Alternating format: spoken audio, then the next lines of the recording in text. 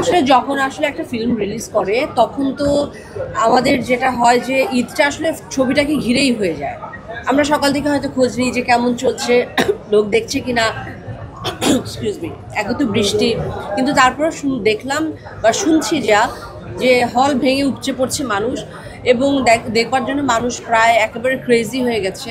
তো এটা তো অনেক ভালো ব্যাপার, এটা অনেক ভালো বিষয় যে এই যে ছবিটা দিয়ে চলছে, এটা যেন ধারাবাহিকভাবে আমাদের সব দর্শকদের যেমন উৎসবকে ঘিরেই হোক বা যা ঘিরেই হোক, ছবি যাতে মানুষ দেখবার চর্চায় থাকে, সেই জন্য আমার মনে হয় তাজমণ্ডপের অনেক বড় একটা ভূমিকা আছে। আর প্রযোজনা প্রতিষ্ঠান বা শাকিল ভাই যেভাবে করে ডিজাইন করেছেন, আপনারা, আমি আর খুব বেশি বললে স্পয়লার দেওয়া হয়ে যাবে, তো আপনারা দেখলেই সেটা বুঝতে পারবেন যে ওরা এমনভাবে ওনারা ডিজাইন করেছেন, এবং রাফি একটা ইউনিভার্স ক্রিয়েট করতে চেয়েছে, সেটা আছে, সেরকম একটা বিষয় আছে, আপনারা অনেক কিছু দেখতে পারবেন। তো আসলে বেশি বললে অনেক কিছু বলা হয়ে যাবে, না বলি আমি। খুব ভালো লাগছে ঈদের সময় এরকম দারুণ একটা সময়, এবং সবচেয়ে বড় কথা, আমি আজকে দর্শক হিসেবে সিনেমা হলে বসে সিনেমাটা দেখলাম। মানে আমি তো বলবো আমার 200% পয়সা উসুল। আমি কিন্তু অডিয়েন্স হিসেবে দেখেছি আজকে একদম ছবি। আমি একেবারেই শিল্পী হিসাবে এই ছবির আর্টিস্ট হিসেবে দেখিনি।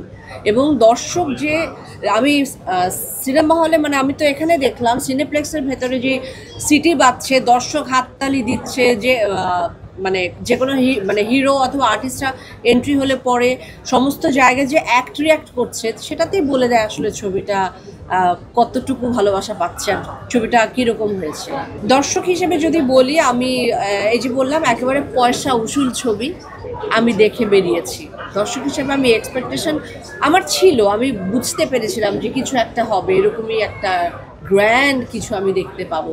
কিন্তু চোখের সামনে এই গ্র্যান্ডটা দেখে খুবই ভালো লাগলো, এবং গর্ববোধ করছি যে এরকম একটা ছবি, বাংলাদেশের ছবি রাফি বানিয়েছে, শাকিল ভাইরা বানিয়েছেন, কিন্তু আমি এটার একটা অংশ।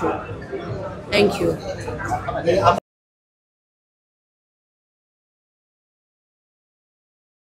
ওয়ালটন আবারও মিলিনিয়ার অফারে ওয়ালটন ফ্রিজ কিনে আপনিও হয়ে যেতে পারেন মিলিয়নিয়ার।